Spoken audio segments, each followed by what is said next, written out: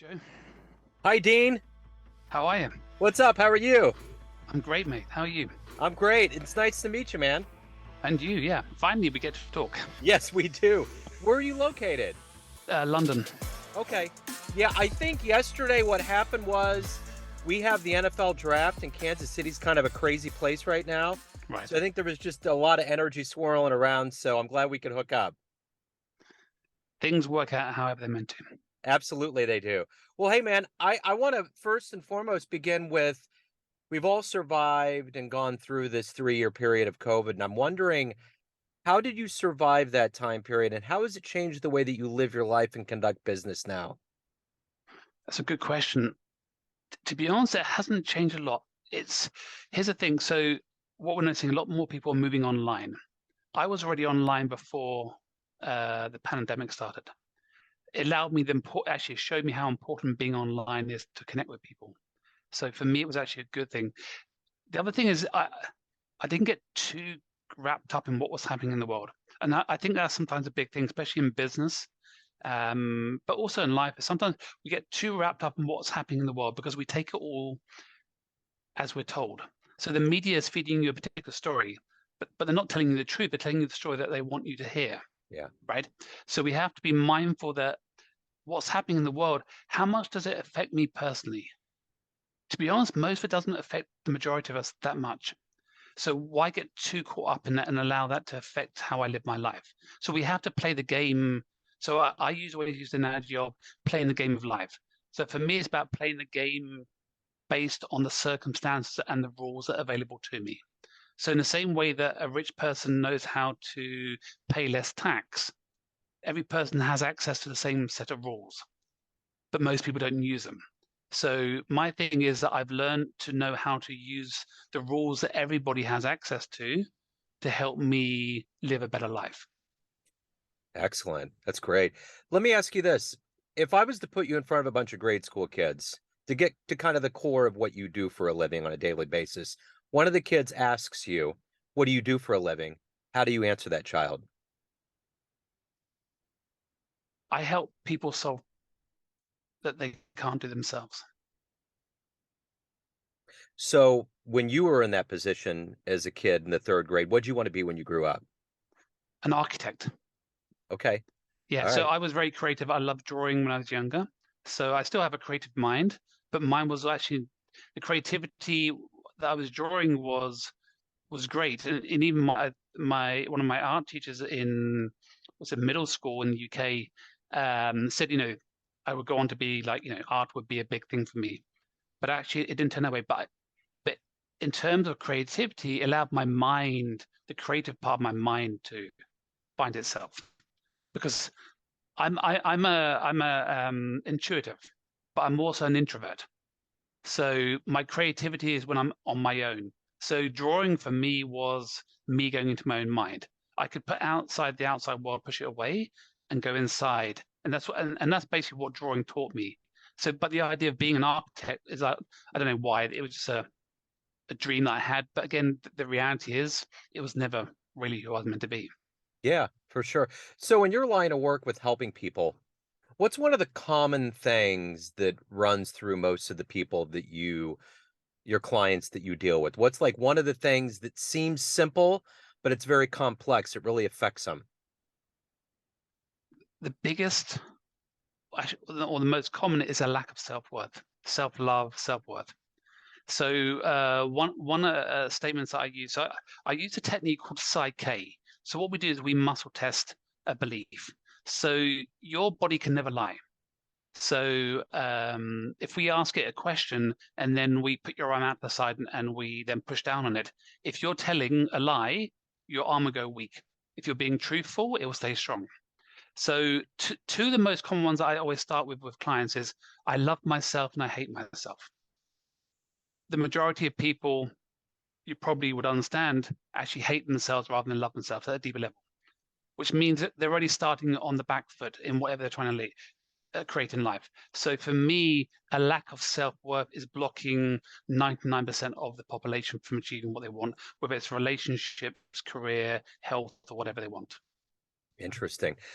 In your life, who's been kind of a consistent role model or someone you've looked up to that's helped fuel who you are?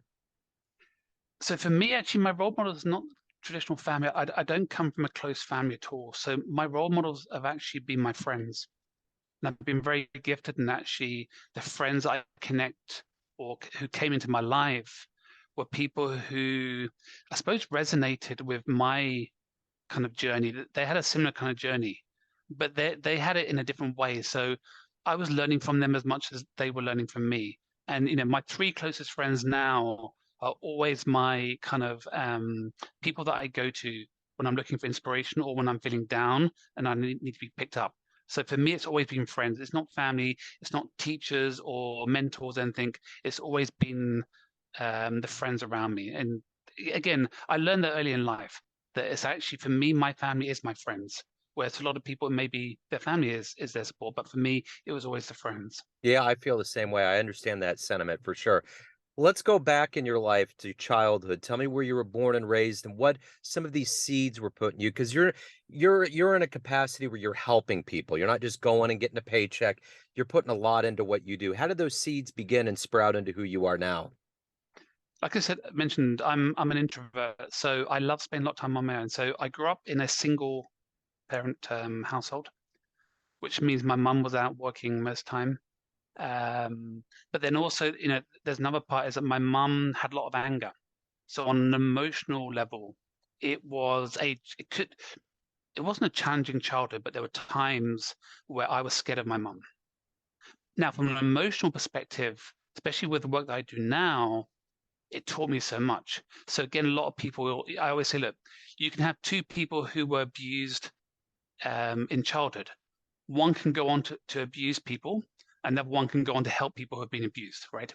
So again, it's how we take what we've been given. So I grew up in a sense, not a bad upbringing at all, but independence was very important that I was taught, not intentionally, but then also the emotional part, because for me, I was so sensitive to how other people looked at me and how they thought about me that it would change my whole concept of life. That if someone felt wrong or said something wrong, I felt so offended by it. But again, as a teenager, that can be quite heavy burden to carry. But now as an adult, you go, okay, wow, that sensitivity, I've now learned from that. That's actually now helped me, and now I'm helping other people through their own journey because of it. Because for me, I don't see emotions as good and bad. All emotions can be whatever you want them to be, and for me, that's what I learned growing up.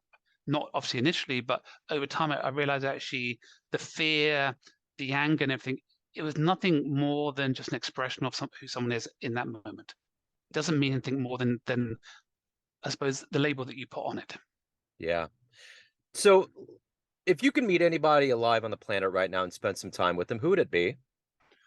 Oh, I mean, there's some interesting people. I mean, Elon Musk would be a very interesting person to have a conversation with right now. There's something about him. I mean, there isn't people. It's kind of it's an interesting question because it's like for me, it's going to be anyone who their mind that I kind of find intriguing. So that's why I like someone like Elon Musk, is that they have a way of thinking about the world and about their career and everything is so different to the average person. And for me, everything I do is about the mind. It's about our thoughts, what we believe, our perspective on life. So for me, it's not just okay. Elon Musk is the one that comes to mind, but anyone who is thinking differently about life is always for me a very interesting person to spend time with. So speaking of thoughts and the way that you go about your job and your day, what is the ultimate motivator for you? Getting out of bed, going through your day, accomplishing what you want to get done. What is it that gives you that fuel? The first thing I do when I wake up in the morning is I start with my intentions, and I always say thank you. So as soon as I wake up, I get out of bed, and the first words I always say is thank you for an amazing day today. So I'm setting the intention of the day that I want ahead. For me, you can never underestimate the importance of saying thank you. Saying thank you for the things that you want in the future is so important. Saying thank you for the things that you have right now. Even as simple, and I joke with this sometimes, but even going to the toilet after I've I've been to the toilet, I always say thank you to my body Yeah. Yeah. because it's so important. So for me, the food you eat, when simple things like when we go to a coffee shop or anything is kind of common, but saying thank you when it's not obvious to you is actually can be very powerful. So I'm always saying thank you, especially a lot for my future that I want. So thank you for the new clients. Thank you for the new business opportunities that you're bringing me. Because if you're not thinking that way, not thinking about the future, remember, the brain doesn't know the difference between the past, present, and future. Everything is now for the brain. So when I'm saying thank you, I'm saying as if I've got it right now. So the more I'm saying thank you to the brain, the more the brain's going, well, okay, we need to bring you more of that because you keep saying thank you for something. So we need to provide it for you. So Almost that for me is how I kind of think in that day is that I'm always in the mind of being grateful for the life that I have and the life that I want. it's almost like manifest destiny. Yeah, exactly. Yeah. So let's say you have a dream tonight, you run into a younger version of yourself. Based on the wisdom you've gained in your life, what advice would you give your younger self? I actually did a this is it's a common thing on LinkedIn. I don't know how much you use LinkedIn, but on LinkedIn you see these people who write a post saying what I would say to my 20-year-old self. And I did one, I think it was last year, and I put what I would say to my 20-year-old self. It would be, I would say nothing, because I need my 20-year-old self to go through the stuff that it's been through so that I can be who I am today. So I wouldn't go back and say anything, but keep doing what you're doing because you're going to learn so many things that when you get it later on are going to be so powerful for you. So for me, it's never about going back and looking back on what I could do different. Of course, there is always things that you wish had changed, but really for me, there's nothing. If I had lived my whole life again based on what I know right now, I would still go back and do it all over again, exactly the same. Because Yeah. what I learned through those experiences, for me, is way more powerful than anything else. What are you the proudest of that you've done in your life or that you've accomplished? Well, two daughters is always a very proud thing to have. And then, I look at certain clients. So, for example, I just had a client. I've been working with him for over 10 years. So the last 2 years ago, he wanted to work on improving how much he earns um, in his business. He has to bring in a certain amount of money every year for his business. In the last 2 years, we've more than tripled it. For me, that's where you get your enjoyment. When I've got someone who's questioning about a relationship or about making a big decision in their life, and you help them find clarity in that. For me, that's I don't know I don't know how you even put it into words because it just makes you realize that what I'm doing can have that much of a difference on people's lives. And for me, it's not a like a an egotistical thing. It's really kind of quite deep and going, wow, we all have that potential within us. I'm just helping someone else find theirs by me accepting my own. Absolutely. So everyone out there has a perception of you, your family, your friends, clients, colleagues, but you ultimately run the show. What's your perception of yourself? Who do you think you are? I mean, I think I can't remember who actually was the cook who said it, but there are hundreds of versions of you, yeah, walking around. The version that I see now is someone who is very smart, very switched on, very gentle, very empathetic, compassionate. And again, I have to remind myself, and it's something I always say to my clients and to people who I meet, you have to be the one who reminds yourself about who you are. If you're well to tell you about how great you are, whatever, which is, we want to receive that, and I think it's important, but we should always be the one doing it. So that means you need to get to know who you really are. And I've spent many years doing that deep inner work to know who I am. I'm still doing it. I'm still learning more about myself, but I've definitely learned actually how powerful I am as a human being, my ability to actually understand people but also meet them at their level. So my background was actually personal trainer first. So I started working with the physical body first of all before I came into the coaching with the mind. And I remember one of my clients saying to me one day, she goes, "You're not a typical personal trainer. What you're doing is so different to all other personal trainers I've ever worked with."